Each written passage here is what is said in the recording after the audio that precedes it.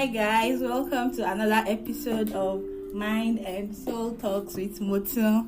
And my name is Mo, my name is Motu, my name is Dairy, and my name is Motunrayo, and I'm your host.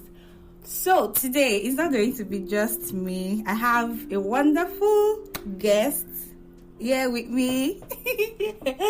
He's my friend and he's part of the motivation for starting this podcast. So I just feel it is very right that I start off with him.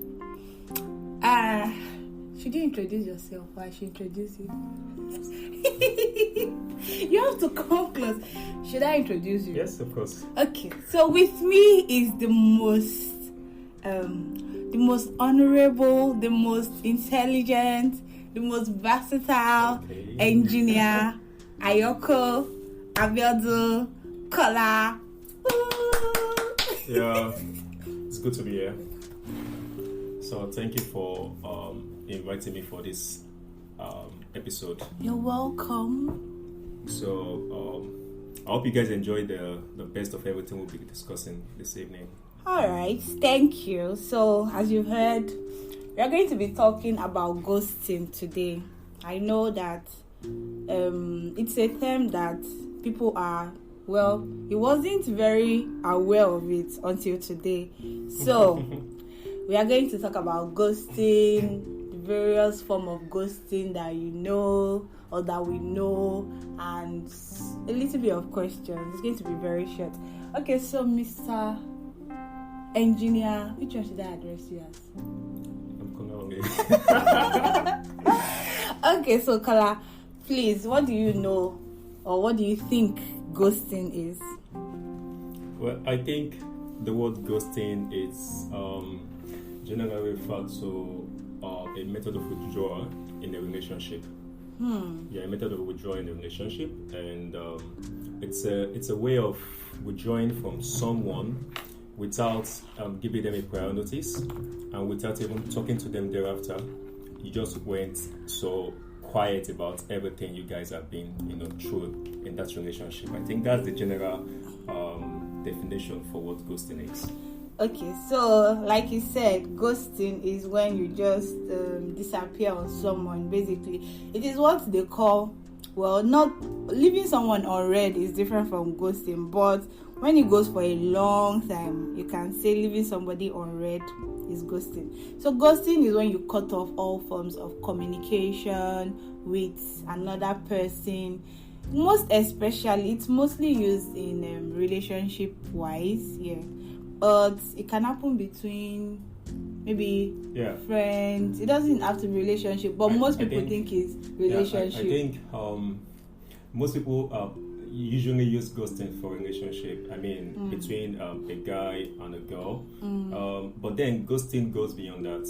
It extends to even your professional discipline. Right. I'll cite a quick example. Okay.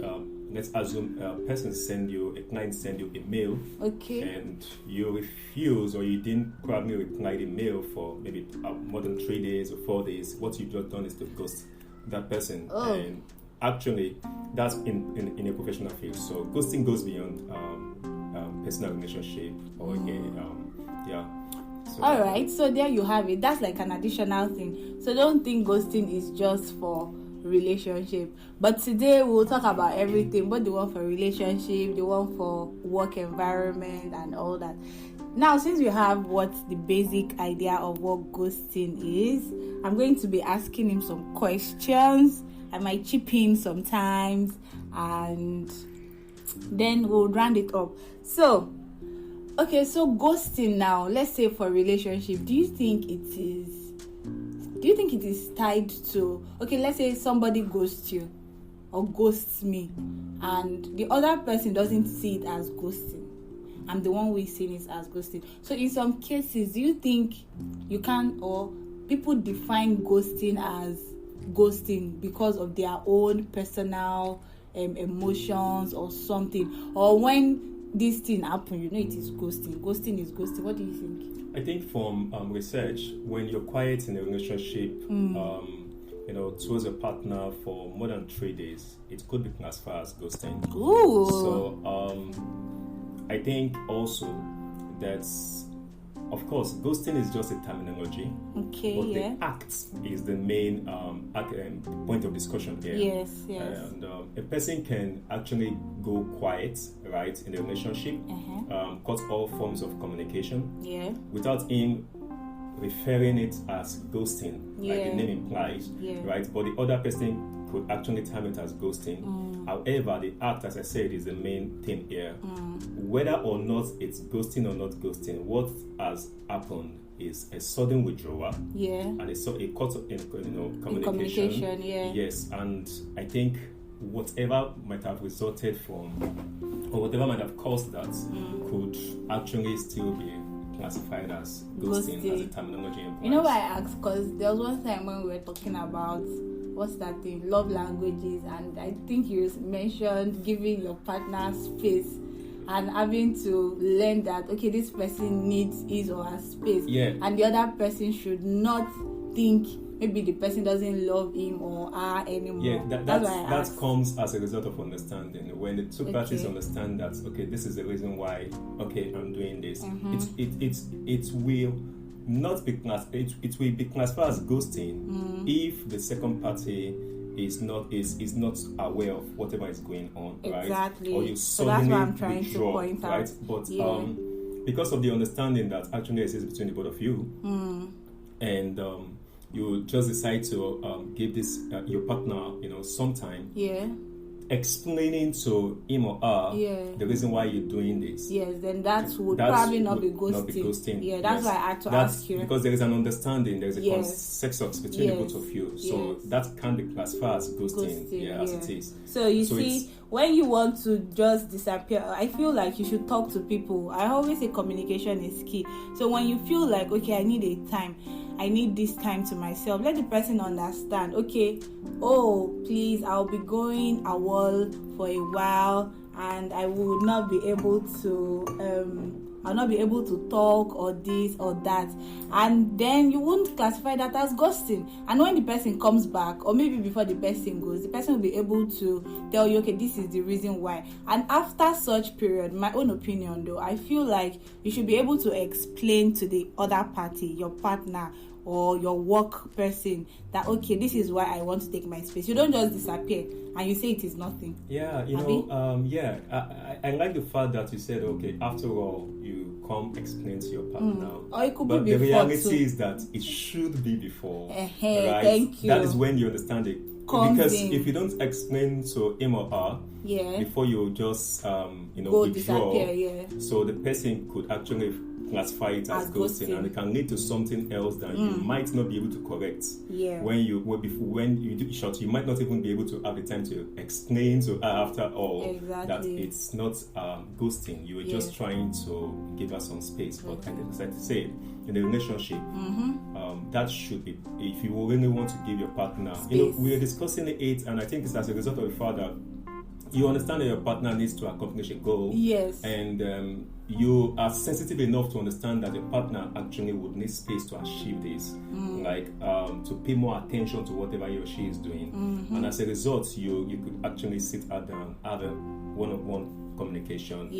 I think it's all based on trust. For him or her not to think, otherwise. Right? So you can just go off like that and come back. When you come back, you don't need to even explain anything. Just explain your experience there. Yes. And okay, that one I was like, well, this is you guys can even be talking still on phone, right? Well, just to keep the some people will not going. think that's ghosting. Like ghosting is just you are just disappear. Nobody say. Okay, so have you ghosted someone before? Well, yes.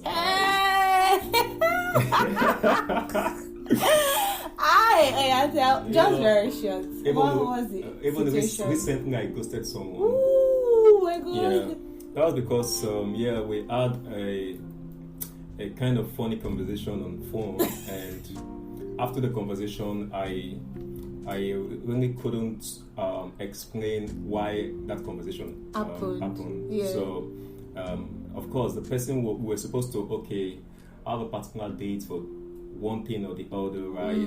But then I just decided not to call. I decided not to say anything. right? Well, I ghosted somebody, yeah, y'all. I did. But from research, ghosting is always not negative, right?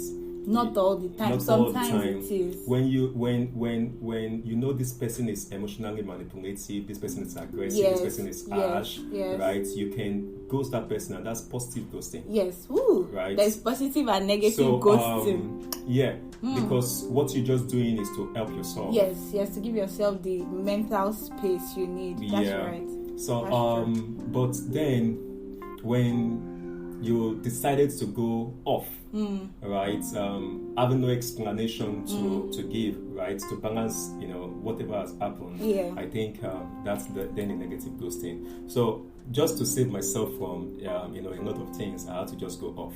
Okay. With an intention to, to explain why. Of course, I'm still going to call after all, but for the time being, the date fixed for this particular thing. Let me just be off. I don't even want to have an experience like that, right? So let me just be off. So yeah, I've ghosted someone before. Yeah. So well, you heard it. Me, I've ghosted. It's not like his intention.